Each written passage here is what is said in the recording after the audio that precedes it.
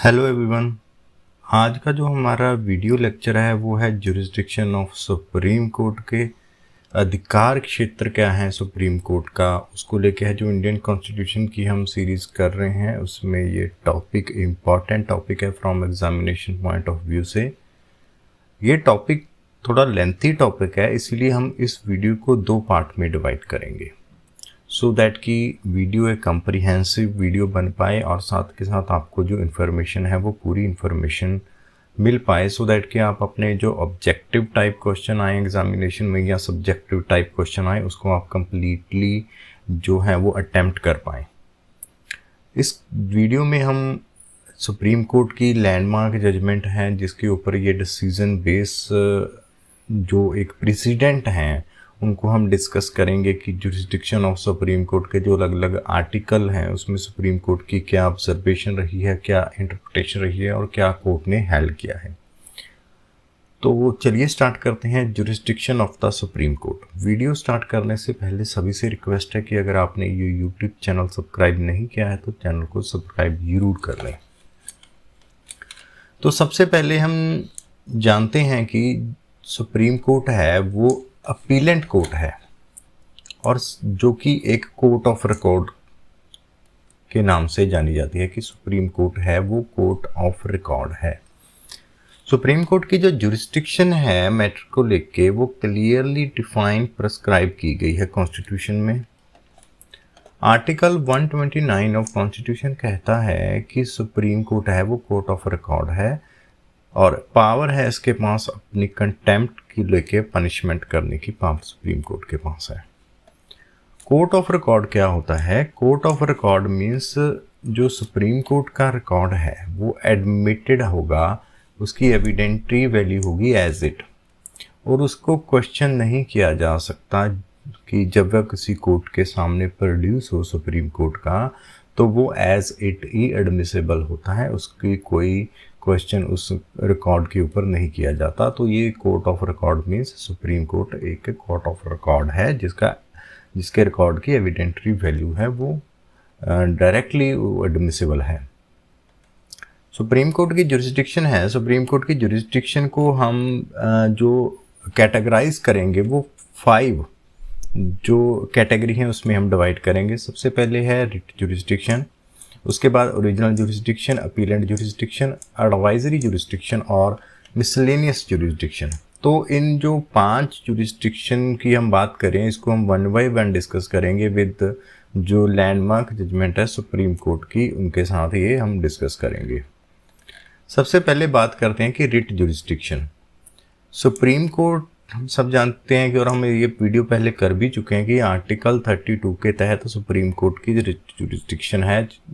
Writ jurisdiction को original jurisdiction के तौर पे ही ट्रीट किया जाता है क्योंकि इसमें पार्टी है वो डायरेक्टली आर्टिकल 132 के अंतर्गत सुप्रीम कोर्ट में रिट फाइल करती है, अप्रोच करती है, तो इसीलिए रिट जुरिस्डिक्शन को भी ओरिजिनल जुरिस्डिक्शन की कैटेगरी में रखा जाता है।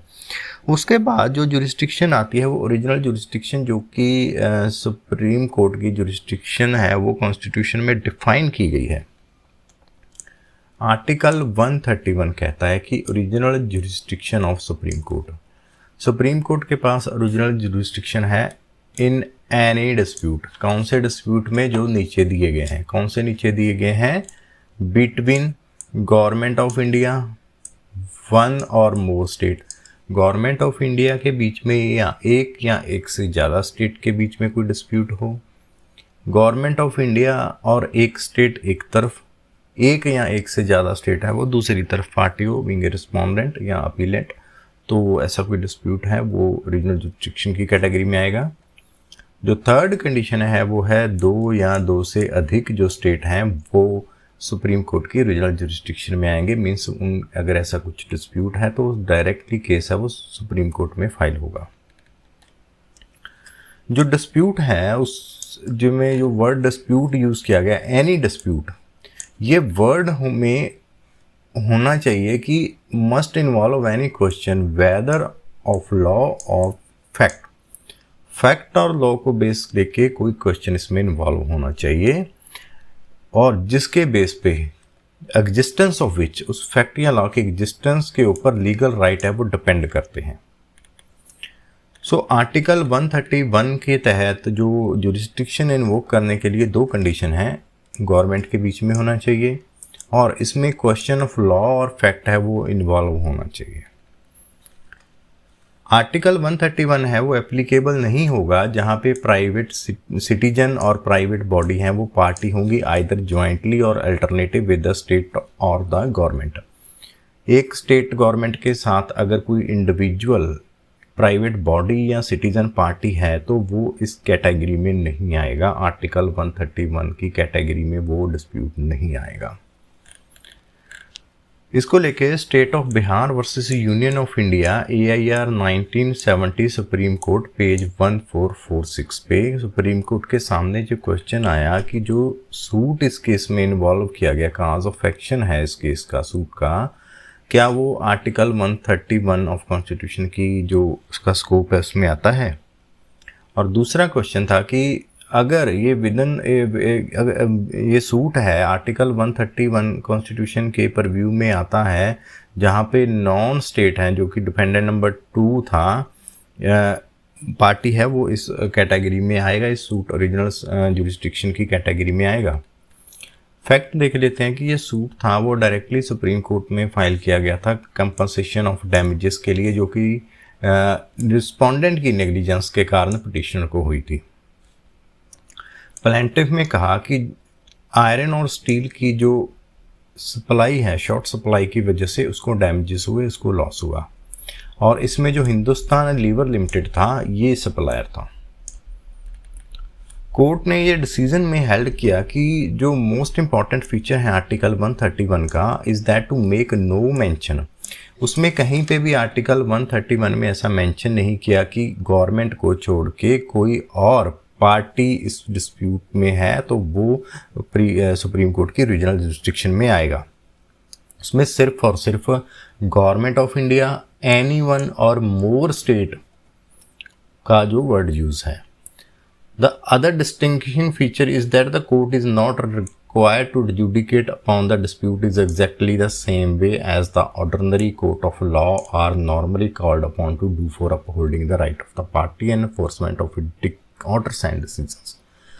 पहला जो डिस्टिंक्टिंग फीचर है आर्टिकल 131 का, उसमें कहीं पे भी गवर्नमेंट को छोड़ के कहीं दूसरी पार्टी का जिक्र नहीं किया गया कि वो दूसरी पार्टी अगर कोई है तो वो उसका इस तरह का डिस्प्यूट है वो सुप्रीम कोर्ट का है। जो दूसरा डिस्टिंक्टिंग फीचर है कि यह ऑर्डिनरी जो लॉ कोर्ट ऑफ लॉ में सूट चलते हैं, मुकदमे चलते हैं, उस तरह से नहीं होगा कि सुप्रीम कोर्ट बैठेगी, उसके राइट अपहोल्ड करेगी, फिर एक डिक्री करेगी और वो डिक्री इन्फोर्सेबल होगी। जो वर्ड है यूज किया गया आर्टिकल में, if and in so far as the dispute involve any question whether of law और फैक्ट ऑन द एग्जिस्टेंस और the extent of legal right depends are word of a limitation on the exercise of that jurisdiction.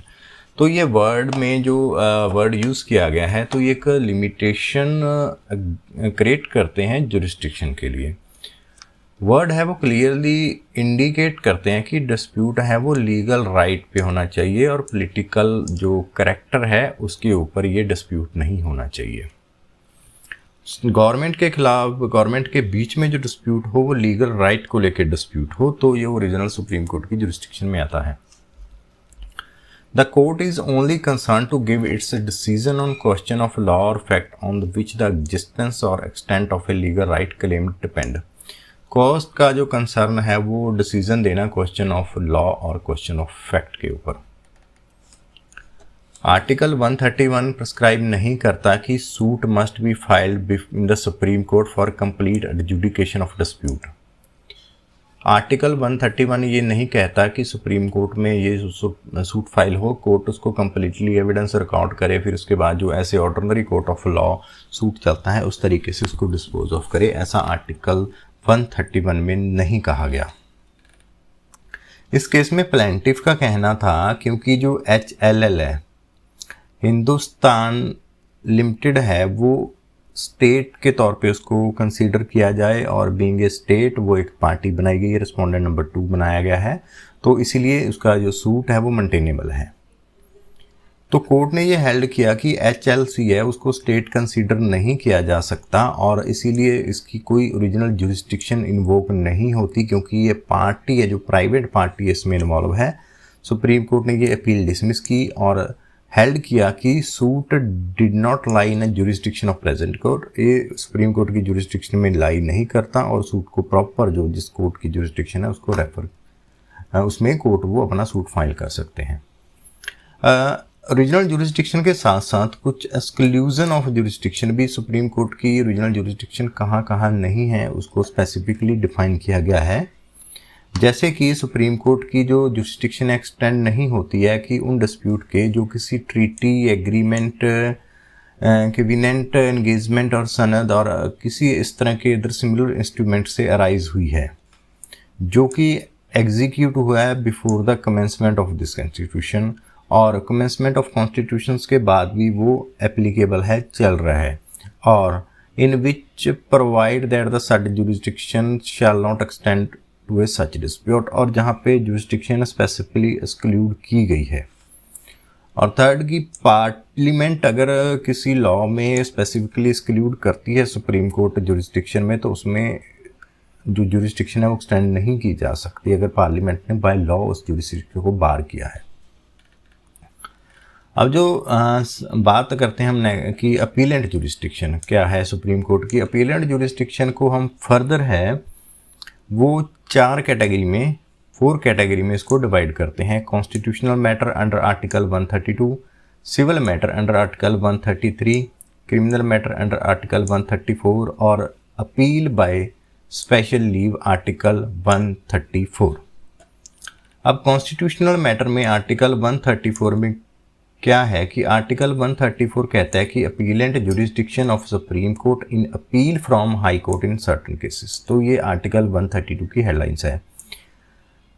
Appeal है वो supreme court को लाई करती है किसी भी judgment, decree, final order of high court in the territory of India कि वो चाहे वो सिविल मैटर में हो, क्रिमिनल मैटर में हो और अदर कोई प्रोसीडिंग हो, अगर हाई कोर्ट ये सर्टिफाइड करती है आर्टिकल के तहत कि ये केस में सब्सटेंशियल क्वेश्चन ऑफ लॉ है, वो इंटरप्रिटेशन ऑफ द कॉन्स्टिट्यूशन को relating substantial question of law है, तो सुप्रीम कोर्ट में वो अपील है वो लाई करती है। क्लॉज 3 कहती है कि अगर ऐसा सर्टिफिकेट दिया जाता है in any party in a case में appeal to supreme court on the ground that any such question aforesaid has been wrongly decided, तो अगर ऐसा क्वेश्चन है वो रॉन्गली हो डिसाइड हुआ है।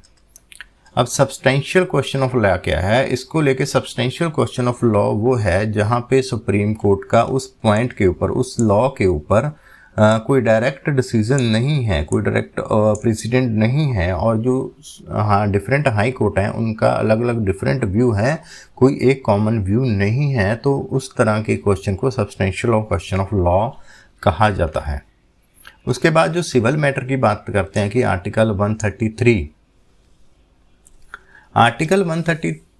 कहता है कि appellate jurisdiction of supreme court in appeal from court in regard to civil matter. Appeal है वो अगर हम सिविल मैटर की बात करें, क्योंकि ऊपर हमने कॉन्स्टिट्यूशनल मैटर की बात करी थी आर्टिकल 132 में, आर्टिकल 33 में बात करता है वो सिविल मैटर की। क्लॉज 1 कहती है कि सुप्रीम कोर्ट में किसी भी जजमेंट, डिक्री, फाइनल ऑर्डर के खिलाफ civil proceeding of high court जिसमें है टेरिटरी ऑफ इंडिया में, उसमें अगर हाई कोर्ट सर्टिफिकेट देता है अंडर आर्टिकल 134A के तहत, तो वो सुप्रीम कोर्ट में अपील लाई करेगी। अगेन उसमें substantial question of law of general importance होना चाहिए और हाई कोर्ट के ओपिनियन में ऐसा क्वेश्चन है वो सुप्रीम कोर्ट के द्वारा डिसाइड किया जाना चाहिए। तो ऐसा सर्टिफिकेट अगर है तो आर्टिकल 133 के तहत अपील है वो सुप्रीम कोर्ट में लाई करती है in civil matter. Notwithstanding anything in article 132, any party appealing to the Supreme Court under clause 1 may urge as one of the ground in such appeal that the substantial question of law as interpretation of this constitution has been wrongly decided। Article 132 में जो दिया गया है उसके अलावा कोई party है वो ये क्वेश्चन भी रेज कर सकती है, substantial question of law interpretation of constitution भी, कि वह रॉन्गली डिसाइडेड हुआ है। उसके बाद क्लॉज 3 कहती है कि notwithstanding anything in this article no appeal shall unless parliament by law otherwise provide light to the supreme court from the judgment, decree or final order of one judge of the high court। Article 133 की जो ऊपर class 1 है clause 2 में दिया गया है, इसको दिए जाने के बावजूद एक रिस्ट्रिक्शन है कि जब तक लॉ में पार्लियामेंट के द्वारा बनाए गए लॉ में कोई ऐसी प्रोविज़न नहीं है तब तक हाई कोर्ट के सिंगल बेंच की जो जजमेंट है वो डायरेक्टली सुप्रीम कोर्ट में सिविल केस में नहीं लाई करती। अब बात करते हैं क्रिमिनल मैटर की। आर्टिकल 134 आर्टिकल 134 कहता है कि अपील जो क्रिमिनल मैटर में हो सकती है हाई कोर्ट की जो प्रोसीडिंग है उसके खिलाफ, इफ़ द हाई कोर्ट, क्या कंडीशन में कि नीचे जो एक्विटल का ऑर्डर है उसको रिवर्स कर दिया हाई कोर्ट ने और अक्यूज को कन्विक्ट कर दिया, डेथ सेंटेंस कर दी, तो अपील है वो लाई करती है 134 में। और ट्रायल है वो किसी केस में सबॉर्डिनेट कोर्ट से विड्रा किया और ट्रायल में कन्विक्ट को अक्यूज को सेंटेंस कर दिया। और सर्टिफिकेट है आर्टिकल 134A में कि ये केस है फिट फॉर अपील है, fit one for appeal to the supreme court. अगर आर्टिकल 134 में सुप्रीम कोर्ट में अपील करनी है तो अगर हाई कोर्ट सर्टिफिकेट इशू करता है तो क्रिमिनल मैटर में अपील होगी। तो आर्टिकल 134A क्या कहता है? Certificate for appeal to the supreme court. Every high court passing और मेकिंग ए जजमेंट, डिक्री और final sentence refer to in clause 1 of article 132, clause 1 of article 133, clause 1 of article 134 कहता है कि high court अगर उसको लगता है अपने आप वो सर्टिफिकेट इशू करती है, या जो पार्टी है वो पार्टी उस केस में है वो ऑरल है वो रिक्वेस्ट कर सकती है, एप्लीकेशन दे सकती है सुप्रीम कोर्ट को ऑरल एप्लीकेशन जजमेंट को पास होने के बाद सर्टिफिकेट इशू करने के लिए, और उस ऑर्डर के पास होने के बाद तो हाई कोर्ट उसमें सर्टिफिकेट इशू कर देगा। अब जो हमने पहले देखा कि जो आर्टिकल 134A में जो सर्टिफिकेट इशू किया जाता है, क्या वो सिंगल जज के जो जजमेंट हैं उनके ऑर्डर के खिलाफ दिया जा सकता है क्या? State Bank of India versus SBI employ union versus AIR 1987 में सुप्रीम कोर्ट ने ये कहा कि सर्टिफिकेट ऑफ अपील है वो सिंगल जज की जजमेंट के खिलाफ दिया जा सकता है, कॉन्स्टिट्यूशनली वैलिड है वो। क्यों? क्योंकि जो आर्टिकल 134A की जो प्रोविज़न है वो इंडिपेंडेंट प्रोविज़न नहीं है, ये प्रोविज़न है एंसिलरी है 132, 133, 134 के तहत। अगर इन आर्टिकल की कंडीशन सेटिस्फाई होती हैं अपील करने की, तो वो सिंगल जज की जजमेंट के खिलाफ भी सर्टिफिकेट है वो हाई कोर्ट इशू कर सकती है। उसके बाद हम जो नेक्स्ट वीडियो में बात करेंगे वो है SLP के बारे में, और एडवाइजरी और मिसलेनियस जो जुरिस्डिक्शन है वो सुप्रीम कोर्ट के बारे में बात करेंगे। तो हमारी नेक्स्ट वीडियो ज़रूर आप देखें। तो आज की इस वीडियो में हम इतना ही करेंगे।